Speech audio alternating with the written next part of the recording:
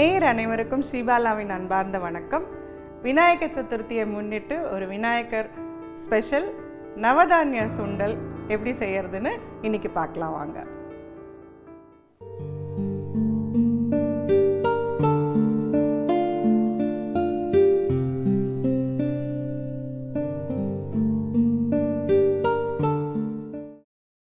நவதானிய சுண்டலுக்கு தேவையான பொருட்கள்: கொண்டைக்கடலை 1/4 கப், கொள்ளு 1/4 கப், பச்சை பயிறு 1/4 கப், கருப்புளுந்து 1/4 கப், மொச்சை 1/4 கப், காராமணி 1/4 கப், கோதுமை மாவு 1/4 கப், அரிசி மாவு 1/4 கப், எள்ளு ஒரு மேஜை கரண்டி, அரிந்த பச்சை மிளகாய், அரிந்த இஞ்சி, கறிவேப்பிலை, உப்பு மற்றும் கரமது பவுடர், காஞ்ச மிளகாய், கடுகு. நம்ம எல்லா பயிரையும் 8 மணி நேரம் ஊற வைக்க போகிறோம். நவதானிய சுண்டலுக்கு தேவையான பொருட்கள் பார்த்தோம். அந்த பொருட்களில் பார்த்தீங்கன்னாக்க நான் நெல் வைக்கிறதுக்கு பதிலாக அரிசி மாவு வச்சுருந்தேன், கோதுமைக்கு பதிலாக கோதுமை மாவு வச்சுருந்தேன். அப்போ நான் என்ன பண்ண போகிறேன் அப்படிங்கிறத நீங்கள் யோசிச்சுட்டே இருங்க. அதுக்கு முன்னாடி நம்ம இப்போ இந்த ஊற வச்ச பருப்பு எல்லாத்தையும் வேக வச்சிடலாம்.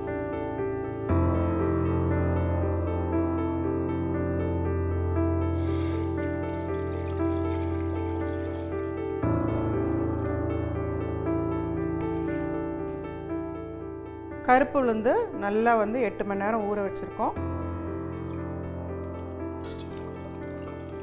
இது எல்லாமே ஆனால் நீங்கள் ஒரு 8 மணி நேரம் ஊற வச்சிங்கன்னா போதும். காராமணி மட்டும் அவ்வளோ நேரம் தேவை இருக்காது. பச்சை பயிரும் காராமணியும். அடுத்தது நம்ம மொச்சை.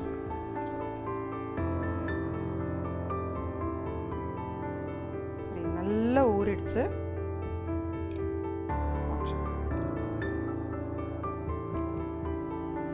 கொண்டைக்கடலை நம்ம எடுத்துருக்கிறது சின்ன மூக்கு கடலை, அதாவது கருப்பு கடலைன்னு சொல்லுவோம் இல்லையா, அந்த கடலை.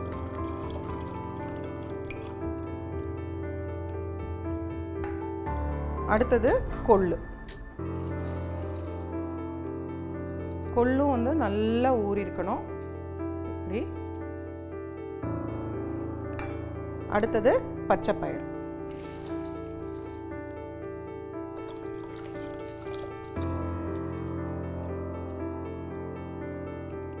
கடைசியாக சேர்க்க போகிறது காராமணி.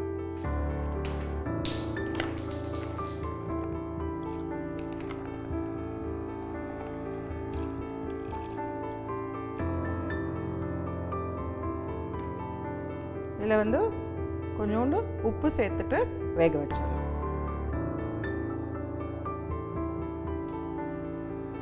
மூணு விசிலுக்கு வெயிட் பண்ண.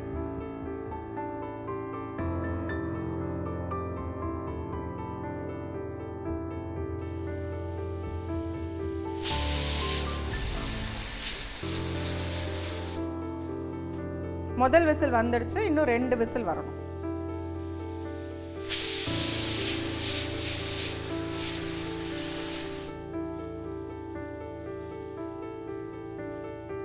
ஒரு 5 நிமிஷம் இது சிம்ல இருக்கும்.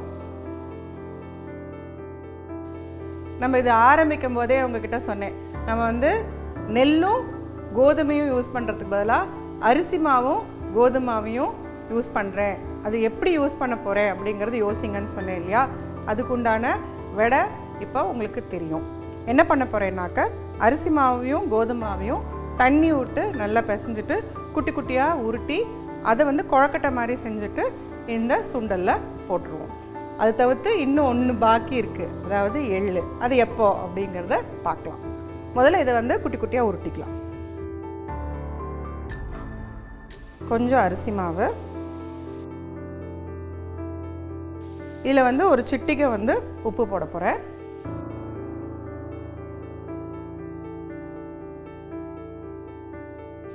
இல்லை தண்ணி தெளிச்சுங்க.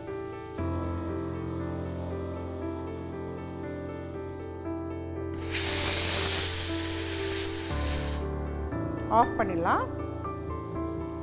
இது வந்து நல்லா மிக்ஸ் பண்ணி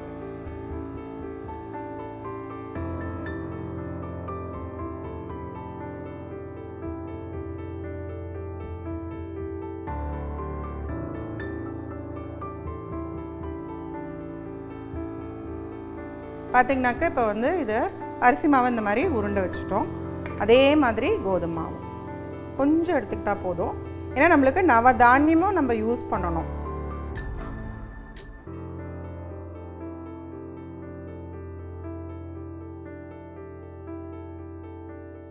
அதே மாதிரி உப்பும் சேர்த்தாச்சு.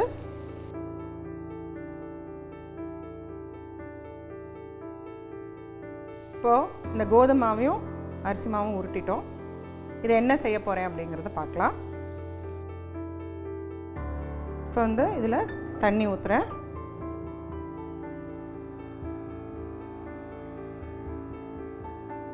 ஒரு சிட்டிகை உப்பு. நல்லா இது கொதிக்கட்டும். இது கொதிக்கும் போது நம்ம வந்து இதை பிச்சு பிச்சு பிச்சு இதில் போட்டிங்கனாக்கா இது கொதிச்சு மேலே வந்துடும். நல்லா உங்களுக்கு வந்து அப்புறம் இதை வந்து வடிகட்டிடுவோம்.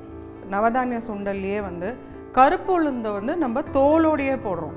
தோலோடையே போடும்போது அதோட சக்தி, அதாவது இடுப்புக்கெல்லாம் வந்து லேடிஸ்க்கு வந்து ரொம்ப வந்து இம்பார்ட்டண்ட்டான ஒரு இன்க்ரீடியண்ட் அப்படின்னு அதை சொல்கிறாங்க. அதோட தோலில் வந்து அவ்வளோ அயர்ன் சக்தி இருக்கான். அதனால் அதை வந்து நம்ம தோலோடையே போட்டிருக்கோம். அடுத்தது பார்த்திங்கனாக்கா கொள்ளு வந்து உடம்பை வந்து உருக்கக்கூடிய தன்மை, அதாவது உடல் பெருமானத்தை கம்மி பண்ணுற தன்மை வந்து கொள்ளுக்கு இருக்குது. அப்புறமா உங்களுக்கு நார்ச்சத்து அதிகமாக இருக்கிற பச்சைப்பயிரும் காராமணியும் இருக்குது. அப்புறமா புரதம் அதிகமாக இருக்கிற உங்களுக்கு வந்து கொண்டக்கடலை. ஸோ இது பார்த்திங்கனாக்க ஒரு அருமையான ரெசிபி. இதில் வந்து நெல்லையும் கோதுமை கூட ஊற வச்சு வேக வைக்கலாம். நெல்லை நம்ம எப்படி இது பண்ணுறதுங்கிறதுனால நான் வந்து அதை வந்து அரிசி மாவை இதில் ஆட் பண்ண போகிறேன். இது எப்படி அப்படின்னு பார்த்திங்கனாக்கா சின்னதாக உருட்டிட்டு இது தண்ணிக்குள்ளே போட்டுருங்க. அது ஊறி உங்களுக்கு வந்து அது வெந்து மேலே வந்துடும். என்ன மாதிரி ஷேப்புன்னு பார்க்க வேண்டாம், சும்மா அரிசி மாவும் இதையும் ஒன்றாவே சேர்த்துடலாம்.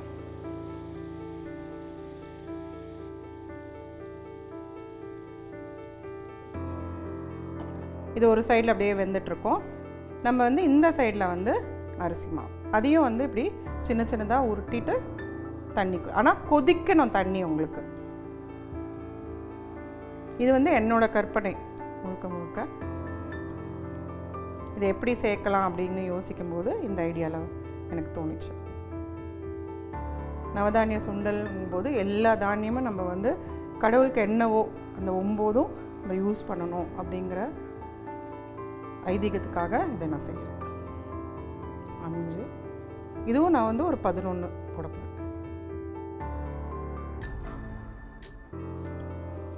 நல்லா வந்து இதை வந்து கொதிக்க விட்றேன். இது ஒப்பிட்டு அப்படியே உங்களுக்கு வந்து கரையாமல் வந்துடும். இது கர்நாடகாவில் பார்த்தீங்கன்னாக்கா இதை வந்து கடுபு அப்படின்னே ஒரு ரெசிபி இருக்குது.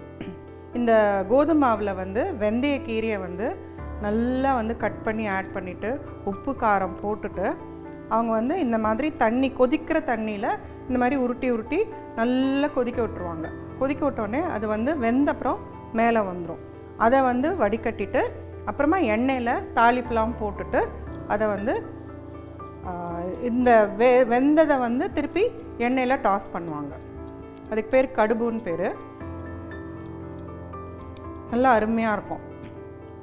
ஸோ திருப்பி சொல்கிறேன், அதாவது கோதுமை மாவில் நம்மளுக்கு நல்ல வெந்தயக்கீரை பொடியாக கட் பண்ணின வெந்தயக்கீரை, உப்பு, காரம் நல்லா போட்டு அதை வந்து பிசைஞ்சிட்டு இந்த மாதிரி நான் வந்து சின்னதாக உருட்டியிருக்கேன் இல்லையா, சின்னதாக உருட்டுறதுக்கு பதிலாக இன்னும் கொஞ்சம் பெருசாக உருட்டிட்டு இன்னும் ஒரு பெரிய பாத்திரத்தில் வச்சு அதில் வந்து இப்படி பிச்சு போட்டுருவாங்க. போட்டோன்னே அது வந்து மேலே வந்துடும். இந்த மாதிரி பாருங்கள், ஒட்டவே ஒட்டாது, அது மேலே வந்துடும். அதுக்கப்புறம் அதை வந்து நல்லா வடிச்சிருவாங்க. வடித்த அப்புறமா திருப்பி இன்னொரு கடாயில் எண்ணெயை விட்டு கடுகு, கடலைப்பருப்பு, உளுத்தம்பருப்பு, மிளகாய் வத்தல் எல்லாத்தையும் போட்டுட்டு தாளிப்பு போட்டு தேங்காய் மேலே துருவி போடுவாங்க. அது அவங்களோட ஒரு ஃபேமஸ் டிஷ் அது. இதை இப்போ ஆஃப் பண்ணிவிட்டு வடிக்க கட்டிடலாம். இப்போ குக்கரும் வந்து ரிலீஸ் ஆகிடுச்சு.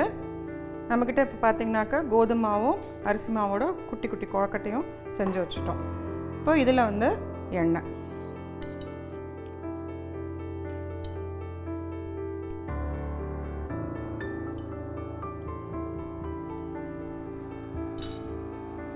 நான் தேவையான பொருளில் வந்து கரமது பவுடர் அப்படின்னு ஒன்று தான் சொல்லியிருந்தேன். அதுவும் நீங்கள் வந்து யோசிச்சுட்ருப்பீங்க, என்னடா அது கரமது பவுடர் அப்படின்னு சொல்லிட்டு.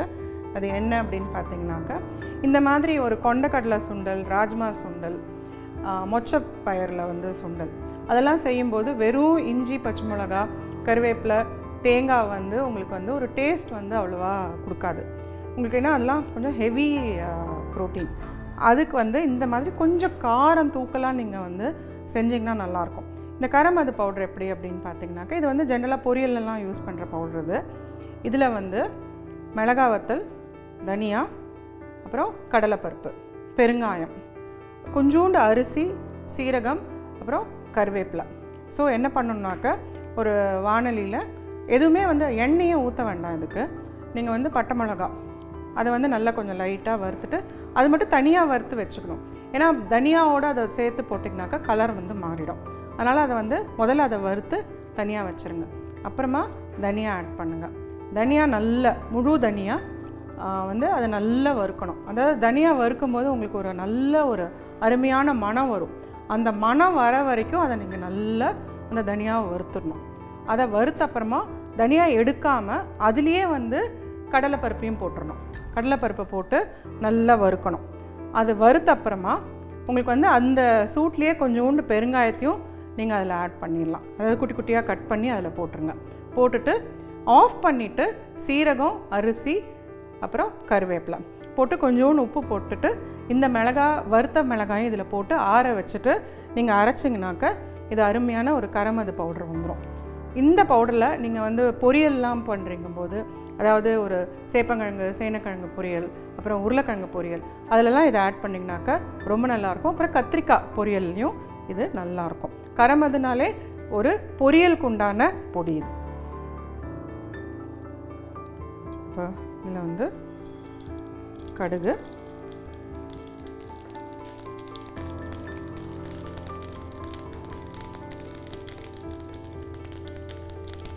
கருவேப்பிலை, பச்சை மிளகா, இஞ்சி கம்பல்சரியாக போடணும்.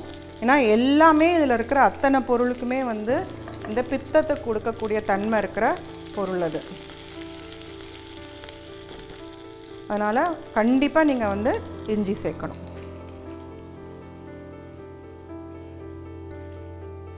அடுத்தது வந்து இந்த வேக வச்ச பருப்பு எல்லாத்தையும் சேர்க்குறேன்.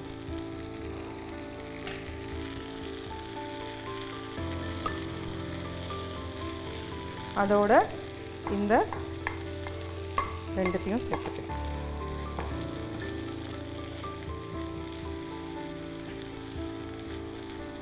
இப்போ இதில் வந்து உப்பு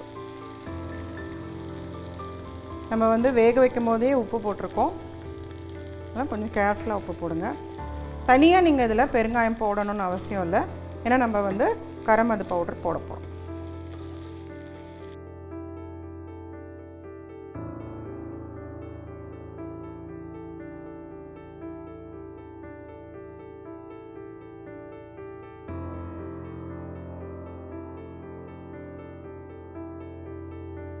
ஓகே, இந்த கரமது பவுடர் நம்ம வந்து எப்படி செய்யணுங்கிற ரெசிபி நான் சொல்லிட்டேன் உங்களுக்கு. இப்போ வந்து இந்த ஸ்டேஜில் நீங்கள் கொஞ்சம் கரமது பவுடர் போட்டுருங்க. கரமது பவுடர் ஞாபகம் வரலைன்னா பொரியல் பவுடர் அப்படின்னு ஞாபகம் வச்சுங்க.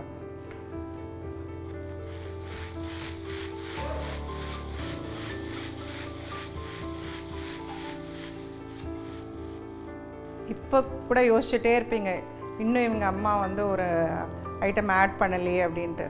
எள்ளு சேர்க்கறதுக்கான நேரம் வந்துடுச்சு. நம்ம என்ன பண்ண போகிறோன்னா, எள்ளை வந்து தனியாக நீங்கள் வந்து வறுத்து வச்சுங்க. இதில் வந்து இதை வந்து நீங்கள் வேக வைக்கவும் முடியாது, எதுவுமே பண்ண முடியாது. ஆனால் எள்ளும் நம்ம சேர்த்தாகணும் நவதானிய சுண்டலில். ஸோ கடைசியில் வந்து இந்த மாதிரி எள்ளை தூவிடுங்க. இதில் வந்து தேங்காய் நான் வந்து சேர்க்கலை, ஏன்னா இதில் எல்லாம் அவ்வளோ பொருள் இருக்கும்போது தேங்காயும் போட்டு அதோட சுவை வேண்டாம் அப்படிங்கிறதுனால நவதானியம் அதுக்கு உண்டான பொருளை மட்டும் போட்டுட்டு விடுறேன். எள்ளும் சேர்த்தாச்சு. ஸோ ஒரு ஐட்டமாக இப்போ சொல்லிட்டு வரேன். இதில் என்னென்னலாம் இருக்குது அப்படின்னு பார்த்தீங்கன்னாக்கா, கொள்ளு, எள், நெல்லுக்கு பதிலாக அரிசி மாவை ஆட் பண்ணியிருக்கோம். கோதுமைக்கு பதிலாக கோதுமை மாவை சின்ன சின்னதாக கொழக்கட்டையாக சேர்த்துருக்கோம்.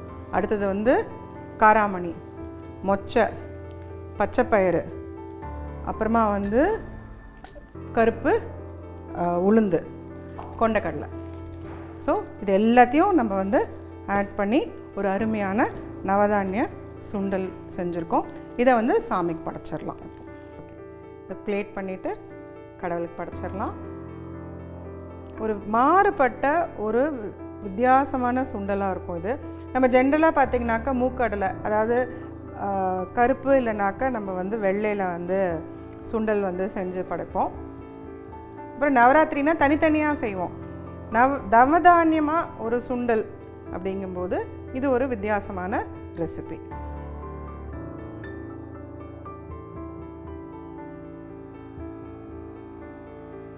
நவதானிய சுண்டல் ஒரு குவிக் ரீகேப் பார்க்கலாம். 6 வகை பயரை வந்து நல்லா ஊற வைக்கணும். அது என்னென்னு பார்த்திங்கனாக்கா, கொண்டக்கடலை, பச்சைப்பயிறு, கொள்ளு, கருப்பு உளுந்து, காராமணி, மொச்சை. ஸோ இது அத்தனையும் நம்ம வந்து ஒரு மினிமம் வந்து 8 மணி நேரம் ஊற வச்சிடணும். அரிசி மாவும் கோதுமாவையும் நம்ம வந்து கொதிக்கிற தண்ணியில் குட்டி குட்டியாக உருட்டி கொழக்கட்டையாக செஞ்சுருக்கோம். அதை தனியாக வச்சுக்கணும். அப்புறமா எள்ளை வந்து வறுத்து தனியாக வச்சுக்கணும். அப்புறம் ஒரு வாணலியில் எண்ணெயை ஊற்றி கடுகு போட்டுட்டு கருவேப்பிலை, பச்சை மிளகா, இஞ்சி, அதுக்கு தேவையான அளவு உப்பை சேர்த்துட்டு இந்த வேக வச்ச எல்லா பயரையும் ஆட் பண்ணிவிட்டு அப்புறம் அரிசி மாவுலேயும் கோதுமாவுலேயும் பண்ண கொழக்கட்டையும் அதில் சேர்த்துட்டு அப்புறமா அதுக்கு தேவையான அளவு கரமது பவுடரையும் போட்டுட்டு நல்லா பெரட்டிட்டு கடைசியாக எள்ளு போட்டுட்டு சாமிக்கு படைக்கணும். இதுதான் நவதானிய சுண்டல். ஒரு மாறுபட்ட வித்தியாசமான ரெசிபி நவதானிய சுண்டல் சாமிக்காக செஞ்சுருக்கோம். இந்த விநாயக சதுர்த்தியில் அசத்தலான சுண்டலை உங்கள் வீட்லேயும் செஞ்சு பார்த்துட்டு எனக்கு ஃபீட்பேக் கொடுங்க. கடவுள் அனுகிரகிக்கட்டும். நன்றி, வணக்கம்.